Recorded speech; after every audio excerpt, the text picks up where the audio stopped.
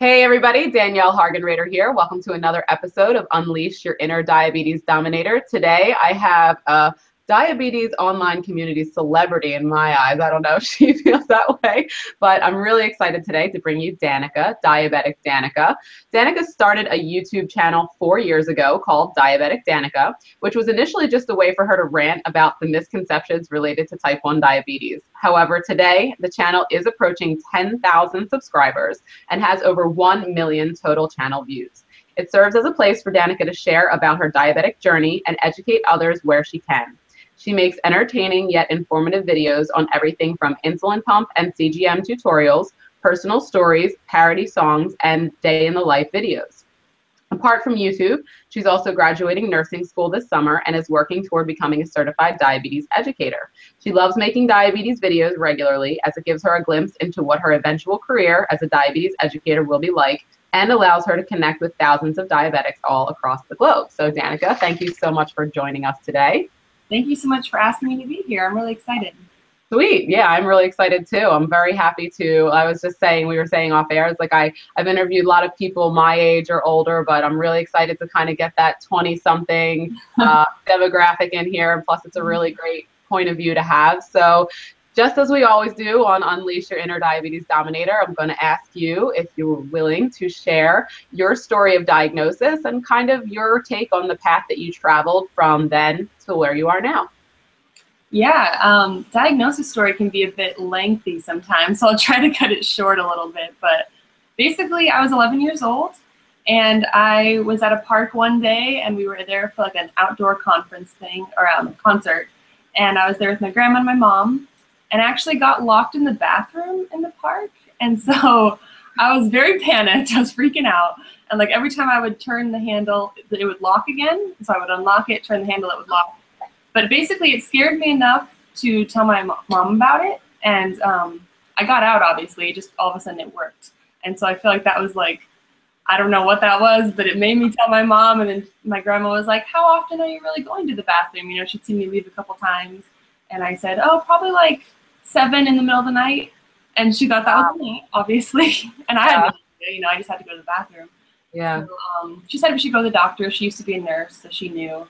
And so we went, and I thought it was a regular checkup. So being the needle-scared kid that I was, I used to hate needles. The whole way I was just like, you know, we're not getting a shot today, right, Mom? You know, we're not getting a shot. And she's like, no, just a regular check. I'm like, but no shots. And she kept saying, yeah, no shots. So we got there, and of course they checked my blood sugar, and they told me I had diabetes, and that's when I found out that I would have shots, you know, forever, except for the pump, I guess. But needles, you know, needles forever. So that was kind of ironic. And then we went to the hospital, of course, and I stayed there for about 3 days and was just overwhelmed with all the influx of information. I felt like every turn they were trying to teach me something, and I was very resistant to it. Like I remember my first time trying to check my own blood sugar and like put the strip in, and I was just doing it so slowly because I didn't want to, and I was very resistant. And then eventually we went home. And it was a really big struggle for probably a year, I would say, at least, maybe a year and a half with the needle thing, actually. Like, it was a very real phobia of mine. So every check, every shot, I would cry, actually. And I was 11, so I guess I was young, but not young enough to be, like, crying all the time, right? I think it's cry-worthy. Yeah, I mean, it definitely is a big, huge, ginormous change. Your whole life is different after, so that was a big adjustment. And then I actually went to counseling for the needle thing, which helped me a lot. My counselor was actually diabetic, and so he was able to help us through and kind of get us used to the needles just being around first and then doing different parts of the shot. So like I would draw it up and my mom would put the needle in until eventually I was able to do it by myself. And then over time, you know, it just kind of became more routine, became just something I did, and my parents were so supportive. My whole family was really supportive. I think that helps a lot as well. So it just became a new normal. And then eventually it developed into a passion of mine, and I just started to become really interested, and I really liked learning more about it and looking stuff up online. So my senior year of high school, I decided I want to be a certified diabetes educator. So that was an exciting step for me. I love kids, so I want to do pediatrics. Nice. And then I went to college and I started the YouTube channel, which I have now, which is growing a lot. It actually just hit 10,000 yesterday. Awesome. Congratulations. That's exciting. I can't even believe it. What year did you start the channel in? 2011. Yeah, so 4 years ago. Nice. So it's been kind of a slow progression, but recently it's really been kicking up, and I've been doing it more consistently, and I feel like I'm getting a little bit better at like the whole video making process, which helps, because at first they're a little rough, you know, they're webcam videos, but now I have like a camera and like better editing and stuff. But yeah, I just kind of did that for fun, and I didn't even think for some reason that that is diabetes education in a way. Like it's kind of helping prepare me for my career. I didn't even think of it like that. I was like, this would be fun. And then eventually I'm like, this is kind of what I want to do, actually. So it kind of funneled into that. And now I'm in nursing school. So I got a different degree. I got one in human development and family sciences because I want to, you know, educate. And a lot of teachers take that degree as well. So I figured that would be helpful. And now I'm in nursing school to kind of get the medical information in there as well.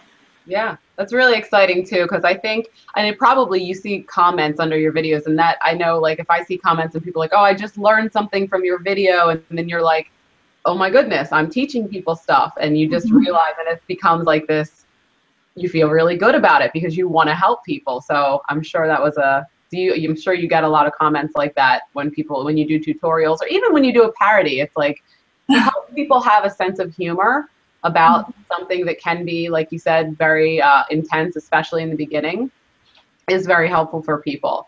So yeah, what was your first parody? Because I think that's the first video I ever saw of you, and this is a while ago, was like a song. Yeah, I was just like, I love that girl. She's so funny. Tell how long ago it was, because it was Call Me Maybe, which was a big thing. It was like everyone was doing Call Me Maybe parodies. So I was like, what song does everybody know that I could parody? Because that's a big part of parodies. I feel like if you don't know the song, you don't really care. So yeah. Call Me Maybe was big back then, so I did the diabetes version. But the biggest one I've done is probably Let It Go, the I Feel Low one. Yeah. And a lot of views. And I think I'm probably the only person that hasn't seen Frozen, and I'm terrible. I don't, I'm terrible at watching movies. I'll have to watch it, but I've seen your videos, so that's my exposure to it. So I wanted to ask you too, and I know you shared your struggle about like syringes and things like that. So you were on, I'm assuming you were manual injections for a while, and then when did you start using a pump? Yeah, I was on shots for like 3 years, and that was at first syringes, and then I moved on to pens. But for some reason, my brain kind of like erases that section. I was like, oh yeah, I was on pens too. And then I think I was end of 8th grade, I got the pump. And so I've had the pump for, I don't know how long now, 8 or 9 years probably. And then I got the CGM probably like 2 years ago, I think. So that one's definitely newer. I kind of wanted to wait until it was a little bit more established and I knew that it worked and everything before I just jumped on the bandwagon. But I wouldn't go back, honestly. It's the best thing. Yeah, I agree. And I actually have a kind of an opposite story, is that I actually, you know, I've 24 years with diabetes. I just reached my 1 year anniversary this June. So it's now with my pump. I just started pumping last year. And but I got my CGM 2 years ago, and that's what kind of got me open to the idea of getting a pump.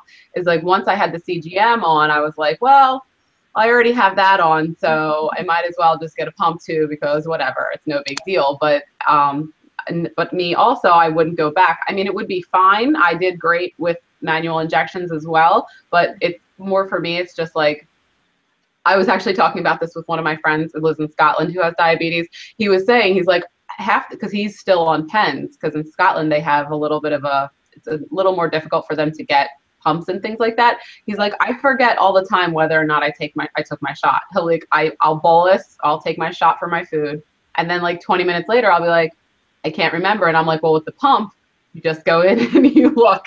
Because for me, I'm super forgetful. I don't know if that me too. You are too, but it's really not an age thing, right? You're just like, I have a million things going on. Did I get my insulin or did I not? And for me, that's probably one of the most important parts, because I won't lie and say that I haven't, when I was injected twice for the same meal, and that obviously can be dangerous. So yeah, I think pumps made a big difference in my management lifestyle. Yeah, I think I would also forget. I used to forget to take my Lantus as well, because I had to be at the same time every day. So we would literally like set the alarm on the oven, because we were home at that time. It was like at night, and we would wait for it to go off, because we would forget every night for some reason. Every night, you'd think I'd remember. But yeah, that would be forgetting forgetting if I gave a shot, forgetting Lantus. Exactly. So pump's good. So yeah, that's pretty cool. So is there anything else in particular that you struggled with and kind of triumph? Because I know you kind of came over that insul or the needle phobia by getting some counseling, which is awesome. I'm really glad you shared that because I'm a huge fan of getting help when you need it. That's also one of the reasons why I do these interview series is like, we're not alone, and actually trying to manage diabetes alone is like nuts. You need to have some, whether it is the community, whether you watch people's videos or whatever, that's getting support. So was there anything else in particular that you felt like you needed support with on your journey that you kind of overcame, or was the needles the main thing? The needles were big, but I'd say that was less time of, I don't know how to explain it. Like that was easier to overcome in a way in terms of time. I think it took me longer to overcome the thing that you mentioned of feeling alone, because especially at first I wondered a lot, like, why me?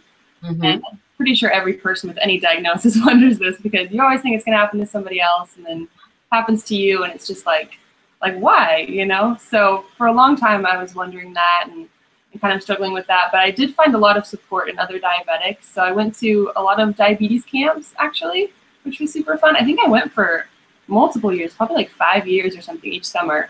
So from the time I was diagnosed, actually that first summer after, I went to diabetes camp. And so that's just a great way to find normalcy, just because literally every kid there has diabetes. Yeah. And you're all lining up to get your shots or bolus from your pumps. You're all lining up to check your blood sugar as a team. And they have the carb counts listed. Like, it's just so great, and it's just normal. And you hear diabetes talk as if it's, you know, talking about the weather. So it's really helpful. And I also went to seminars, which were kind of like a snippet of diabetes camp, because they would have the thing for the adults, which was, you know, all education-y. And then for the kids, they would have like a fun activity, and they had diabetic leaders there. And it was just a great way to kind of like know that other people have it too. And same thing with online. Like I found, I don't know if you ever heard of Diabetes Teen Talk.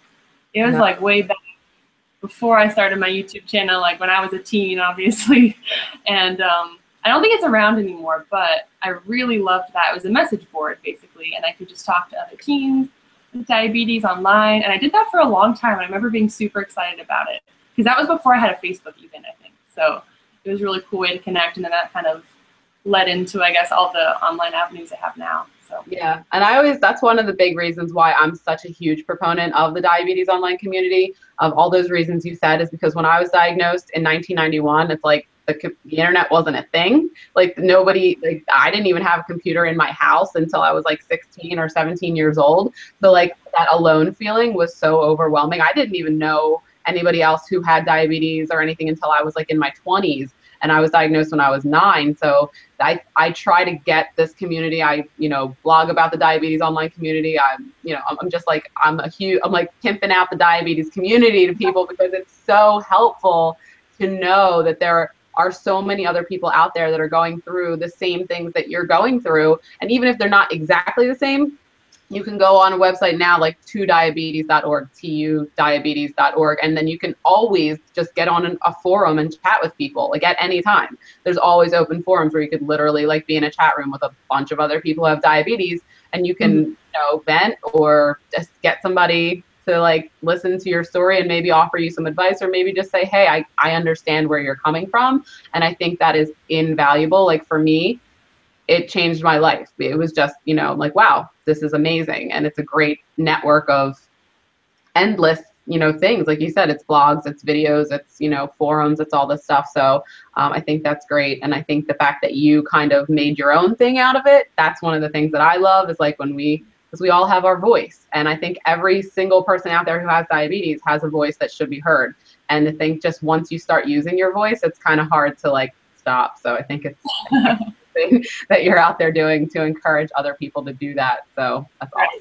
People ask me all the time, they're like, should I start a YouTube channel? Like, I have diabetes and I want to talk about it. And I'm like, why wouldn't you start it? Like, you don't have to ask me. Like, if you want to do it, you should, because not everyone wants to share. And I think it's important that if you do want to share, you should share, and you should try to get your story out. So absolutely. And I think the camp thing too is awesome. See, my mom tells me that she tried to get me to go to diabetes camps, although I don't remember. So like this was a long time ago, but I was lucky enough to have the opportunity to work at a diabetes camp for a few years in a row in Pennsylvania, Camp Freedom. And once I was there, like even in a capacity to, you know, teach other kids, whether I was teaching them about exercise or nutrition or whatever, it was just like, this is amazing. Like all these kids were like, I'm going to check my blood sugar too. Like you're all checking. It was just like, even as an adult being there, it was that same feeling that you had. So if you're, you know, in your teens and you're kind of like mulling over the thought of going to a diabetes camp, you should definitely go. It's an amazing experience. It's unlike any other, really. Like, when else are you just surrounded by people that know exactly what you're going through and that are literally, their pumps are going off, like all of that. It's great. Yeah, absolutely. And conferences, and just touching on everything you said, but yeah, I've gone to some conferences and just it's really just being around the other people with diabetes. And then the other thing that I love about that is when you meet someone with diabetes, it's like when you meet someone at first, you're like feeling them out, like, oh, I don't know. But like once you both realize you have diabetes, you're like, oh, we're best friends. Like it doesn't, like all of that taking the time to get to know you kind of just goes out the window. Like you don't need to do it. Yeah, my mind goes there as well. We are best friends now. Definitely. That's so funny. Yeah, that's awesome. So actually, and if anybody has not subscribed to Diabetic Danica's channel, I'm going to have links below to her channel. So don't, you know, worry or figure out. And so is there anything else that you're working on now? Any new parody videos or anything that we should be getting excited to see coming up? I'm working on graduating nursing school. Yeah, I just have a lot of ideas, I guess. It's kind of frustrating to me how busy I am because I have so many ideas for videos that I can't always make right away. So I have a running list that I just kind of type in there. So I definitely have a couple in mind. No parodies yet. I have to find a really popular song first. So you let me know if you hear of a really popular song. Okay, yeah, I'll keep it in mind. But I'm definitely excited to keep making them. I'm actually thinking, I was like, I should make one today. I have a little bit of time. Basically, whenever I find time, I'm like, okay, now I'm gonna make one right now. Is it light out? Perfect, I can make one. Perfect. Yeah, that's a great way to do it. I mean, I thought about making a video once, like a parody video, but like sorry, there's a fly in my face. But yeah, I just haven't. I'm not there yet. But maybe one day I'll watch yours and I'll be like, okay, I'm gonna make mine. Yeah, right. Well, I can't sing. Well, I'll rap. Rapping portion. I'll be the chorus or whatever. All right. Sounds good. So yeah, is there anything else you'd like to share with us before I ask for your tips that I always ask for at the end of our interviews? Nothing comes to mind. No? All right, cool. Well, as usual, I'm going to ask what are Danica's top 3 tips for thriving with diabetes that you kind of use in your life to be awesome. Be awesome, yeah. Be awesome with diabetes. That's number 1. No. The first one that I was thinking is just like to take it one day at a time, because I think I do this without thinking about it, but like if you focus on the big picture, how much work it's going to be and like how much you're going to have to do every day for the rest of your life, like it's very overwhelming. So I like to just take it one day at a time and focus on making today's blood sugars really good, because if you do that, eventually all the days will add up and then you'll have a great A1C. So I try to just focus on making today good. And it's also better because then if you do have a bad day, which definitely happens, you're like, well, it was one day and tomorrow's a different one. So I can just keep going with that. So definitely focusing on the day and not the overwhelmingness of the big picture. I think that's excellent advice. And as a coach and people, even when they're trying to set goals or new habits or anything, I'm always about progress, not perfection. And progress is little changes one day at a time that add up to giant, outcomes. So I love that. Yes. It helps a lot. And then also just like focusing on the positive. I think that's a general rule for anything, just because if you focus on the negative, it can really kind of diminish the positive. So even if there's a lot of good things and there's some bad things, if you just focus on the bad, it makes the good just kind of go away. Like even with just comments on YouTube, like every once in a while I'll get a bad comment, not very often, surprisingly, because the diabetic people are just so awesome. But every once in a while, and if you notice, it kind of glares at me, like even though I have all these comments saying how much I've helped or like how much they like the videos, there's one comment being like, well, that was dumb. I'll just be like, oh, that's kind of, in my face. But so same thing like in diabetes, like you have really great blood sugars and you have one like 400, which is obviously a big deal, but as long as you're taking care of it, you shouldn't let that kind of sit in your mind, because it's going to happen and you can't really prevent it. You can do your best, but those numbers kind of jump out at you every once in a while. So you got to focus on just kind of taking care of it and moving on and choosing to be happy no matter what the circumstance. Yeah, that's actually, of course I love that too. But yeah, it's all about, I'm a big, like one of my favorite quotes is, where your focus goes, your energy flows. And so if you're constantly focusing on one bad thing, you could have 100 good things happen, but you won't pay attention to it because you're not focused on it.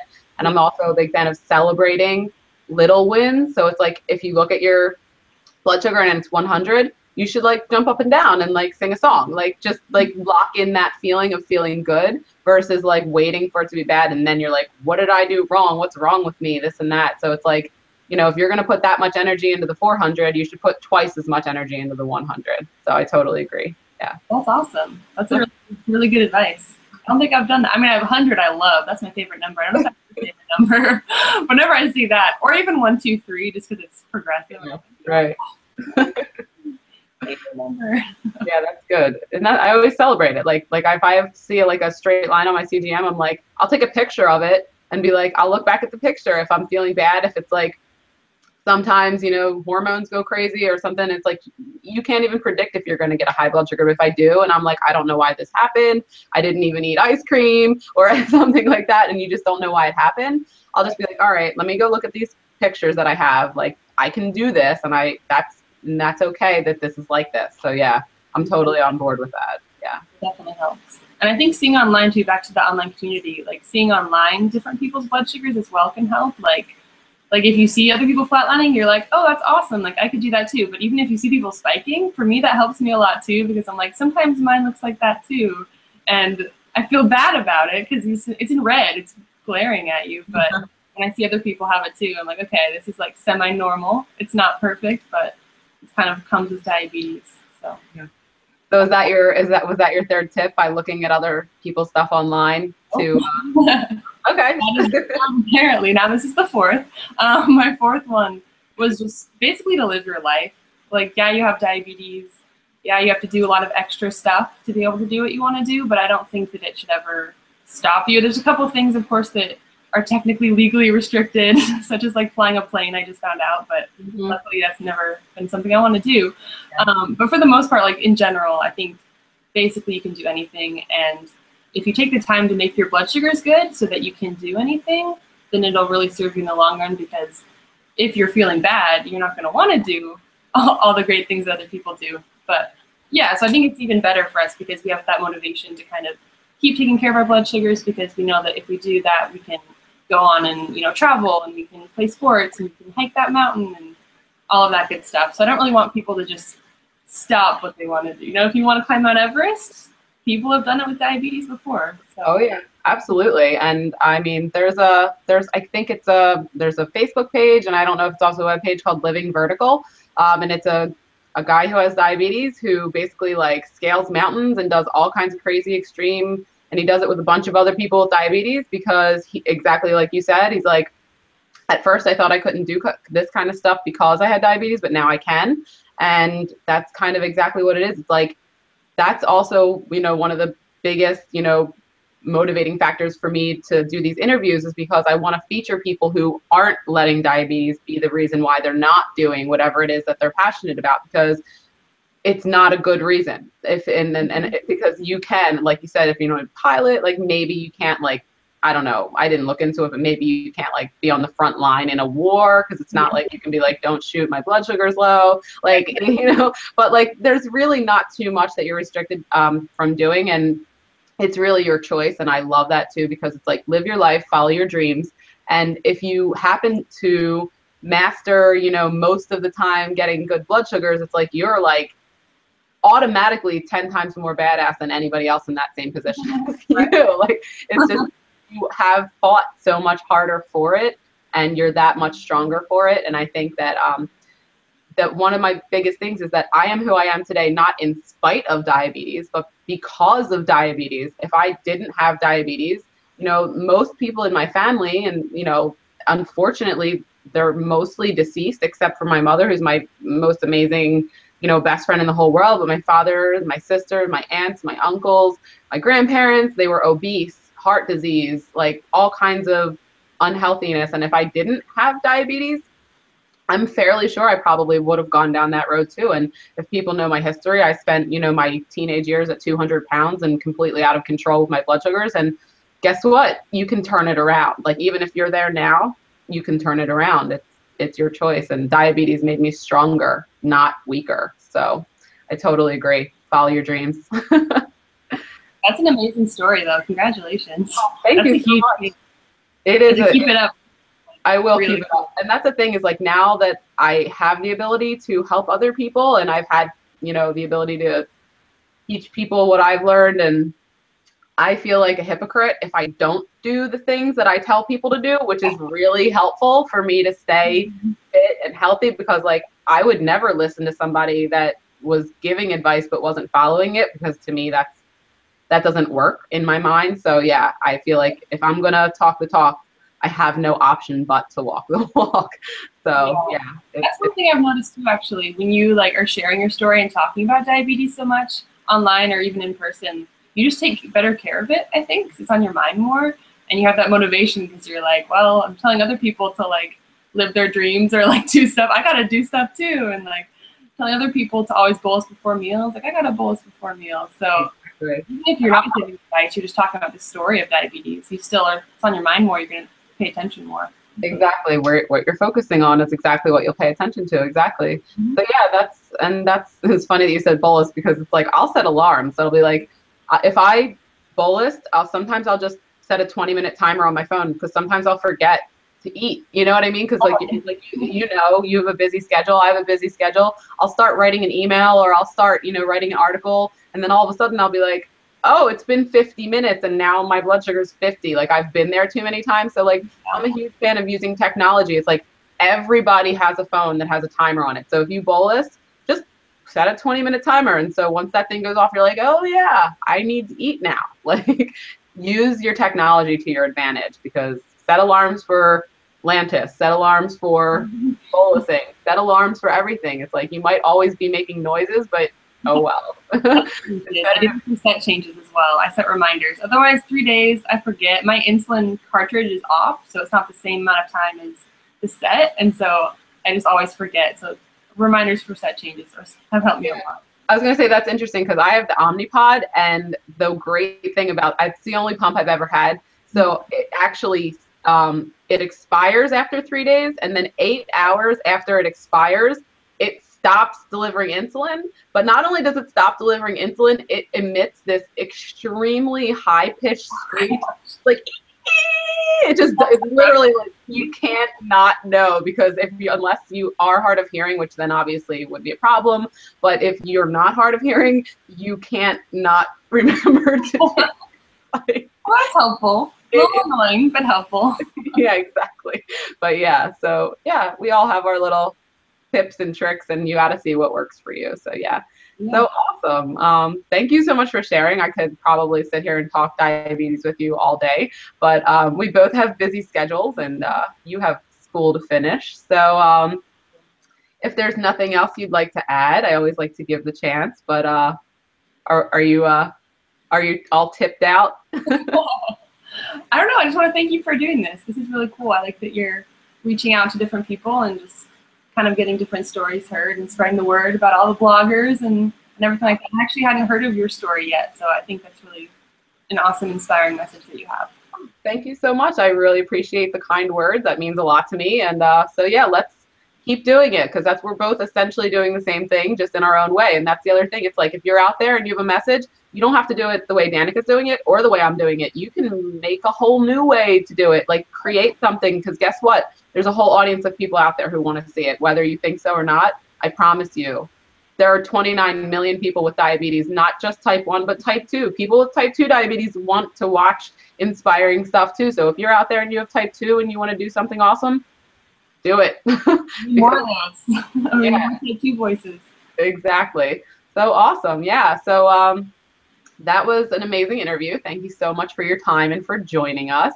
And yeah, so Danica's going to give me her links. She's going to give me her YouTube link, and maybe if you, I don't know if you have a Twitter or any way that she wants you to follow her, they're all going to be listed below, and you can just go ahead and check her out and go subscribe to her channel. I'd say to push her over 10,000, but since she's already done that, let's go for 11 and then 12. So yeah, awesome. Thank you so much for joining us. Thank you. All right, guys, I'll catch you guys on the next episode. Take care.